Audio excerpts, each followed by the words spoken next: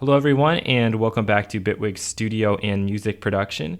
This is lesson 2.12 and this is DJing in Bitwig part 1, the setup. So all we're going to do in this video is try and set up our session so that we can create a mix on our arranger timeline. In a few videos we'll talk about how we can do this all live and in real time.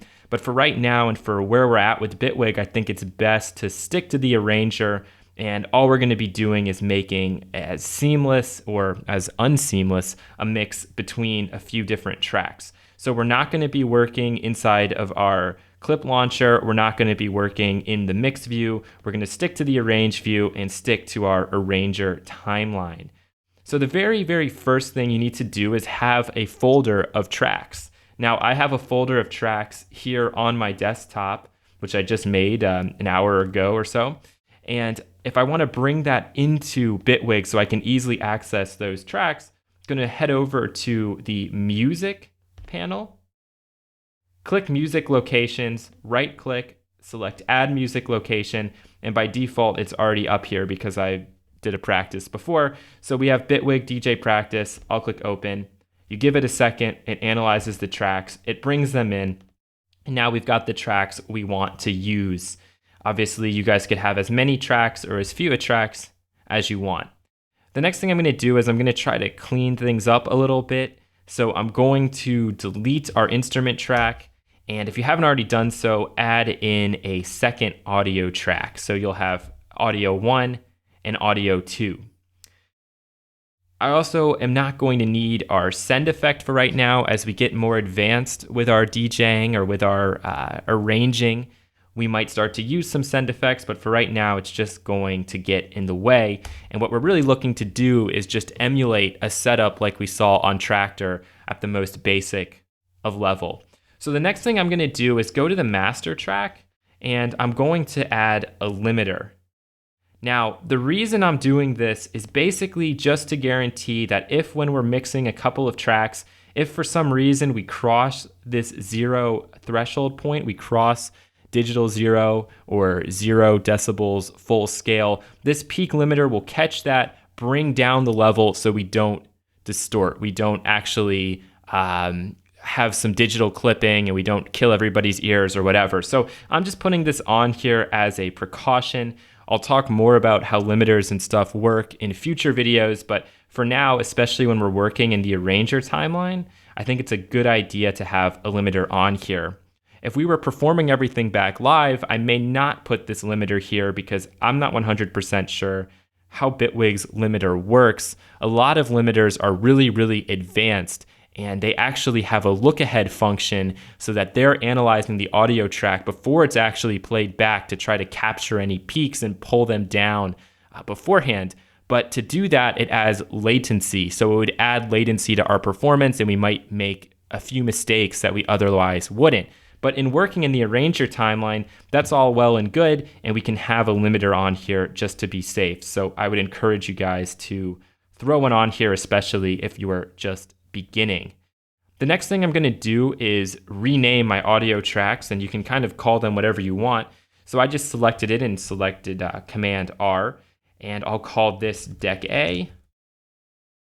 Rename this guy, call it Deck B. All right. You can also change the colors if you want. Let's see, do I like these colors? Maybe I'll go with like a blue, and I'll go with a red just to make it a little bit easier for me to see. I don't really need the inspector panel up right now, so I can just go ahead and pull that down.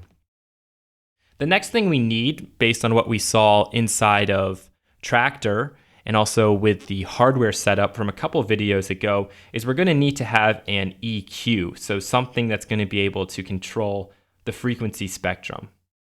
So Bitwig has provided us with a DJ EQ, which is under EQ DJ.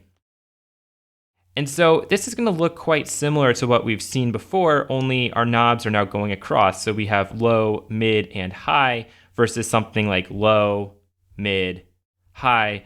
Same difference, we're good to go. We have kill switches here, and we're going to be using those kill switches in later videos quite a bit. And then the thing that's new is that we have a crossover frequency points. So these frequencies are really just indicating to us the mid-band. So from 420 to 270 is indicating the mid-band. 420 and below, so let's say if you have perfect hearing, 20 hertz to 420 hertz is indicating the low band, and then the high band is 2.7K up to 20K, or even higher. We've already talked about the Nyquist theorem and all that other stuff, so I'm not going to reiterate exactly how this is all working and why it works this way, but we'll just imagine that this one's going up to 20K at the very, very top. Now we can look at this inside of the spectrum real quick if we just pull up a track. In this case, it doesn't really matter. I'll pull up this track. And right now we're not too concerned with stretching it or anything. So I'm just going to go into the inspector for this track, turn loop off, and from stretch, I'm going to turn it back to raw. So we're just getting raw playback. And you notice that the length of my clip actually shrunk a little bit. So my guess is that they might have guessed the BPM correctly. Let's see, what did Bitwig think? 120.99. Yeah, it's 121. So when we brought it in, the BPM is 110. Of course, it's going to stretch it a little bit longer. So let's get our handy dandy span up and play back. Look at these frequencies, and I'm just going to kill a few of these switches as we play it.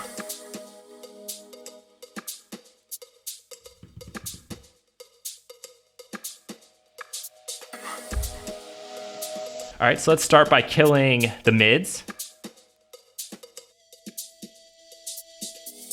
You see we freed up a huge gap in here.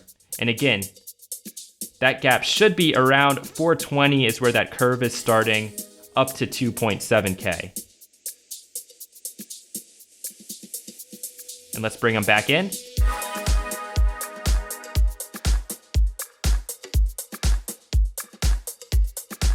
And that limiter might already be having to work. Oh no, we're good. All right, so let's kill the lows. This is going to make a big difference.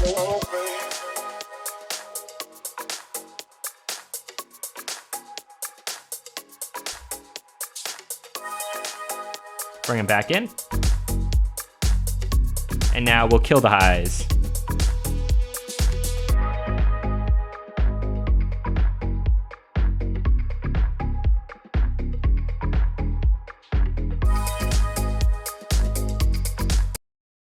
Now, a very logical question you might ask is, how should we set these cutoff frequency points? Because we can vary them. And that's really up to taste, and I would even say up to the type of music that you're DJing. If you're working with very low-end, low-heavy music, I'd probably bring this down to something around 200 hertz. I think some of the Pioneer mixers actually have their low band set around 70 as the cutoff point. So that's a very, very narrow range. But if you're working with music and you just want to cut out that initial hit of the kick drum, something like 70 could work. Now, on an Allen and Heath mixer, I do think that it's actually around whatever that point was when it was up here, 450 or something like that. But this is all up to you, and you can kind of set it how you want it. I'm going to bring it down a little bit. I don't know, let's listen back to this song and just see where the information is.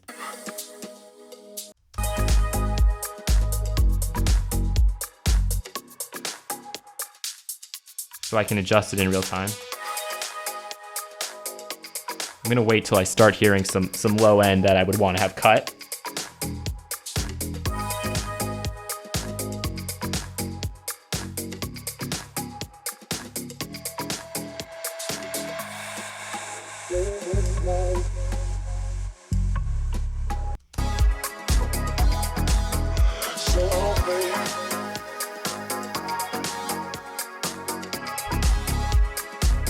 For me, 175 is a really good point. And now I'm just going to do the same thing with the high frequency. So I'm actually going to solo the mid-band by muting both the low and the high. And now I'm just going to move this point around until I have something that I like for feeling like that would be my mid-band for what I'd either want to boost or cut.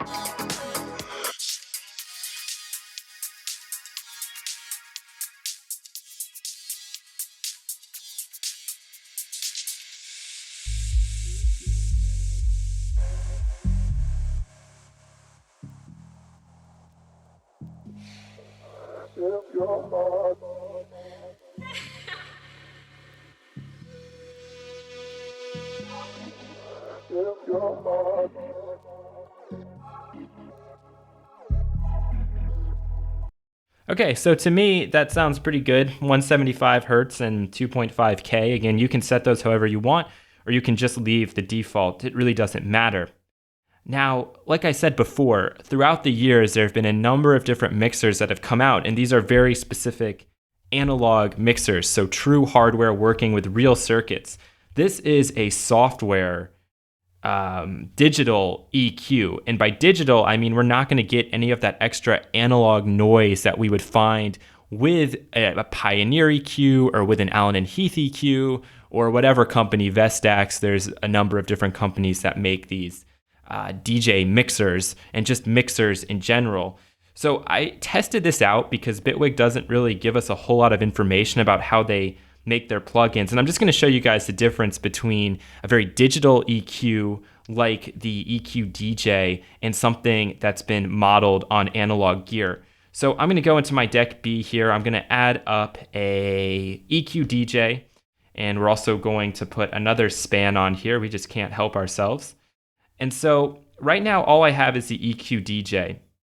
If I add a tool here, I can try and turn up the amplitude. And if this has been modeled on something analog, we're going to get some noise. We're going to get some feedback because something that's analog, something that's real, something that you plug in, it can't ever be completely silent. It can't be at zero. So if I boost the amplitude here and I look at my span and also my meters, I'm not seeing anything. Okay, well maybe it's just really, really quiet. So let's add another tool, boost the amplitude. Still nothing. So this is a really clean EQ. There's not really any character to it. It's designed to specifically target these frequency ranges and cut them out. Now let's compare that to a plugin that's modeled a real EQ unit. In this case, it's modeling a Neve EQ console. So I can pop this up here and let's look. All right, right now I don't see anything, which is to be expected. It's going to be probably not audible at the start. But if I boost this output here, and then I add another tool, and I boost the amplitude, you're going to start to hear some of that feedback.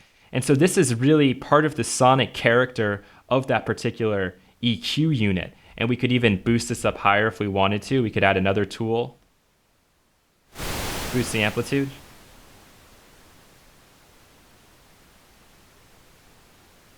So it has like a very white noisy type sound, which is exactly what you'd expect, but it's very unique to this particular console. And when you do run things through the console, that noise and that analog character is going to help define this particular EQ along with its unique curves and other settings and stuff like that. So I just wanted to show that to you guys, how there are analog modeled EQ units, and then there's also very digital EQs. And Bitwig has given us a digital EQ, which is fine for me and for our purposes. But when you work inside of Traktor, you're going to have options for different EQs, and I assume that they've actually modeled those EQs much like Waves did with a Neve console, and so they're trying to get that very unique sound to the mixer. For us, we're just working totally in the digital realm. We could actually do stuff to try to give this a little bit more character, but that's probably a little bit too advanced for where we're at right now. So what I would just recommend that you do at this point is whatever your EQ setting is here, and I'm pretty happy with 420 by 2, or let's see, what did I put on here? Something different. 175 and 250. I'm just going to go ahead and copy this, Command C, head over here, Command V, delete our other one, don't need the span. So all we've really done in this video is added a folder for tracks that we want to mix. We've put a limiter here to try to save us, and I'll show you how the limiter works actually as well. So if I'm playing back this track, and we're getting a little bit too hot,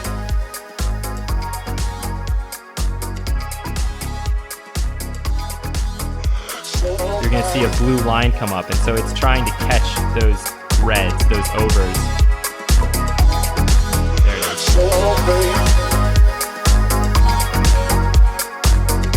So this limiter is just here if for some reason we make a mistake and we're really crushing it, we're not gonna go into the red. Now if we turn this off and do that, you're gonna hear quite a difference.